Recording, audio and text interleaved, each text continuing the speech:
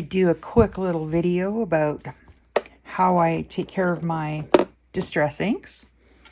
So I found these awesome toolboxes, and they're actually quite long. They're made for storing paintbrushes, which notoriously have long handles. So I got these at my local Dollarama, and they are perfect for distress inks. So my distress inks, now distress inks do not have to be stored upside down. In fact, there is an ingredient in distress inks to suspends the ink, so they don't have to be stored upside down. I have a little piece of Velcro on the back, and I store my inks or my ink pads, foams, right on the back. But I don't want the ink from one to get on another, so I created these little dividers. When I get an ink, I put the name on the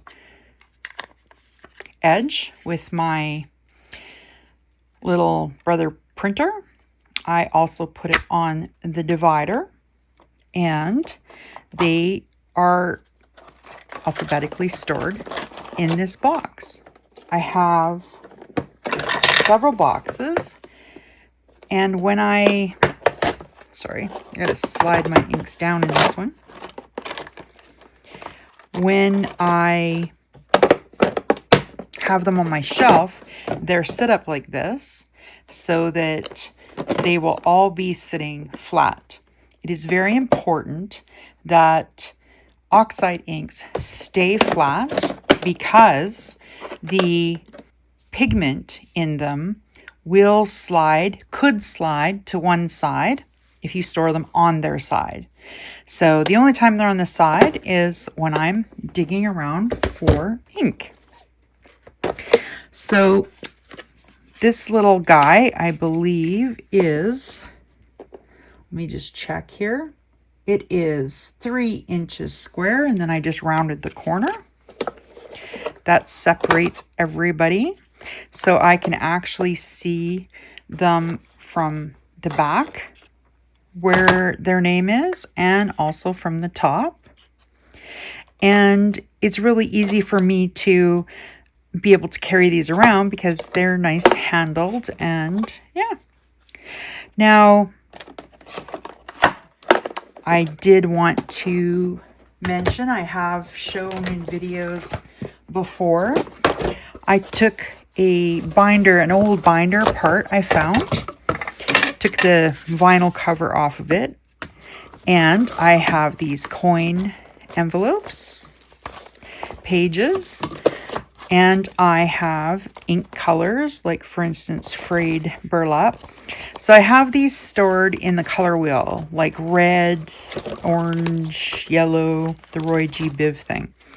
I keep my browns with the orange. And my browns, I should be able to find that frayed burlap here, if I'm not too blind. I have it in the color family, so it should be over here. There we go. Frayed burlap. I created these little labels to go on there, so I know if I have the distress stain. I'm not even sure if they make the dauber stains anymore. If I have the re-inker, if I have the spray, if I have the marker. And then if I have the oxide, I do a separate card for the oxide as well. And so this is how I keep my inks, and my embossing powders are in here as well.